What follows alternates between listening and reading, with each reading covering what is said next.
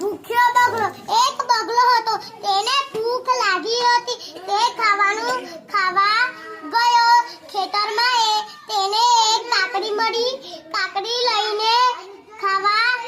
લાગ્યો ત્યારે જ તેને તળાવ દેખાયું તળાવમાં માછલીઓ હતી તેને વિચાર્યું કાકડી અને માછલી સાથે ખાવું તો મજા પડી જાય તે માછલી પકડવા ગયો તળાવમાં મગર હતો મગર તેની પાછળ દોડ્યો બગલો તો